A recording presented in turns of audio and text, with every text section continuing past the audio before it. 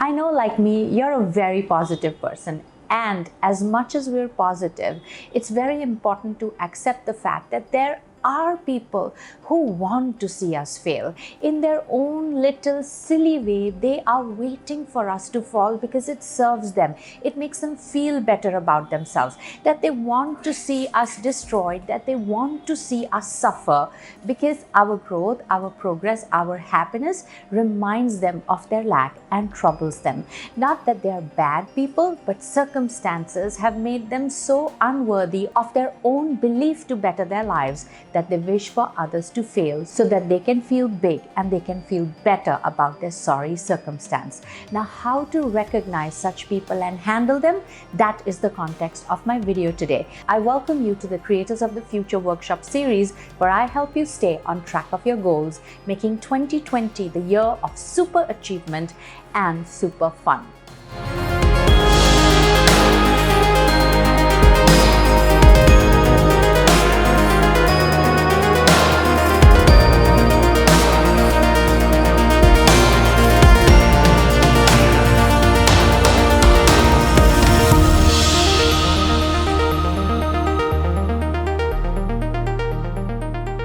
Let me begin by telling you first the good news about such unfortunate people. Well, they are very, very less in number. You do not find them in large quantities. But the flip side, the bad news is that even one is enough to ruin your life. So how do you deal with them? How do you handle them such that you remain unaffected, that they do not succeed in destroying and stalling and delaying your purpose and your goals? The first and foremost is to recognize them for who they are. Not that you want to destroy them, not that you want to get even, but to recognize them. And no matter how much these people are trying to trick you, well, they leave personality traits. I'm just putting this up.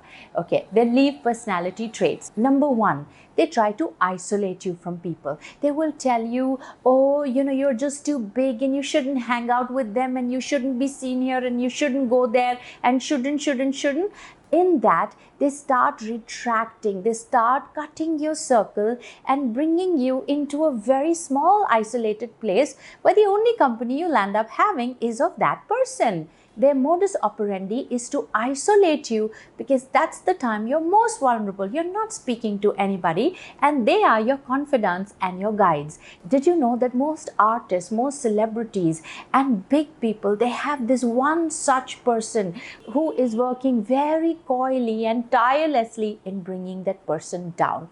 The first thing is they isolate you from people, from circumstances, from things that you will very often then not find yourself alone. If you are in that space where you say, oh, I don't have anybody, then who has worked endless hours in cutting your circle out to the point that you feel, I have nobody except that one person? Number two, they tell you bad things about everybody and how bad the world is and how unsafe the environment is. See, how do they isolate you? Come, Chicky. See, how do they isolate you? They tell you bad things about people. They will tell you how people are against you, about how it's unsafe and how you shouldn't be here and how you shouldn't be there. And somehow, in spreading those rumors, in talking untrue things about people, they start cutting your communication lines to people. And they will tell you all of this in such good faith and in such good, yes, Chicky, let me tell them, no? Yeah? Okay. It's important, Chicky. Yeah, so they will tell you all of this in such good faith and in such a good face, and even be so sad. How can she say this about you? And how can he say that about you? That what they are trying to do is instigate you, and they will not let you confront, by the way. If you say, okay, let me go and talk to this person, they'll say, no, leave it. You don't know this and you don't know that. So what is the idea? They don't want you to go and face the world or fight for yourself. They just want to cut your communication lines so that you are left alone, and then you are easily destroyed and done with. So next time somebody tells you, oh, so and so is saying all these things about you or unkind and mean things about you, say, I'm going to go and confront. Don't listen to the person when he or she says, oh, no, it's okay, and say, I will quote you. If you're my friend, if you're my manager, if you're my well-wisher, you will stand up for me and show that person his place. And chances are very high that if this person's agendas are against you, They will not stand up. They will not let you go there. Number 3, they will try to control you and make decisions for you. Now, how does this happen? Number 1, they isolate you. Number 2, they say mean things about people. So now you're not talking to people. Now they will start controlling you and making decisions for you. So they will tell you, I think you should do this and you should do that. Now, if you land up in a place where you're confused, I don't know what to do. How come you don't know what to do? You're an intelligent person. Look where you have reached. You couldn't have come here on stupidity. So how come you're confused and not able to make decisions for yourself? Because somebody has very meticulously worked at clipping your common sense, at clipping your communication lines, and in clipping the good connections that you have. You know, history has shown that it is the people closest to you who can't see your success. I mean, they not be bad people to destroy you, but you know, your staying small serves them because they don't want to grow. And so they want to delay and stall and be obstacles in your path without seeming to be one. They want to throw the blame on somebody else while they are the ones who don't want you going forward. Number 4, they become mediators for you. Now they want to speak on your behalf because now they have proven to you that look, these people are speaking bad about you, they are making decisions for you, they have isolated for you, so now they become your official spokespersons. They prove to you, I can handle your life better, I can handle your communication better than you can do yourself. You know, somehow they will tell you, hey, you chill, let me speak to that person. Now you don't know what he or she is telling that person, and now they will be the communicators of that person's message to you. You see what is going on. They will decide what you should be speaking to them and what about them should be told to you, taking you further down into this pit of confusion and depression. If somebody else has become your spokesperson, if somebody else is talking on your behalf, you have already found yourself in a place of grave danger personally and professionally. Number 5, they don't let you grow. Oh my God, if there are opportunities for you to spread your wings and fly away, if there are opportunities coming your way to grow, or they will not tell you, they will not let them come your way, or they will convince you how they are bad for you and how others are actually waiting to see you fall in the garb of protecting you. Deep down inside, they don't want you to grow. And why? Why did I say that? Because they're scared that if you grow, you will no longer be able to relate with them. That if you grow, you might leave them. And like I said, they may not be very bad people, but their expression of their love, their expression of their affinity for you is coming from a wrong direction by preventing you from being the person that you can be, because they don't want to be the people that they are. They are living in denial and they want to deny you the life of your dreams. Like I said, they may not be bad people, but it's unfortunate on how some people become so insecure that instead of focusing on themselves, instead of growing, instead of becoming better people and allowing, they start to cut other people down so it fits their scheme of things and they can have whom they love, what they love right in front of their eyes without having to change themselves. Now that is very sorry. And if you have even one unfortunate person such as that in your life, well, you are going to have a very difficult journey ahead.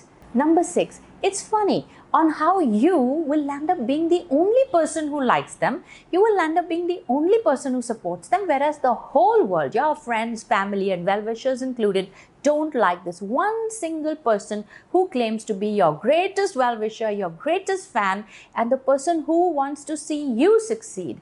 If you have a person such as that who fits the bill of all of these 6 points, 1, they isolate you. B, they tell you how bad everybody else. C, they want to make decisions for you. They want to guide you. They want to tell you what to do. D, they want to mediate communication for you. They decide what will be told about you and what will be told to you. That they don't want to let you grow. That people don't like them. Well, this is one person you're going to circle out.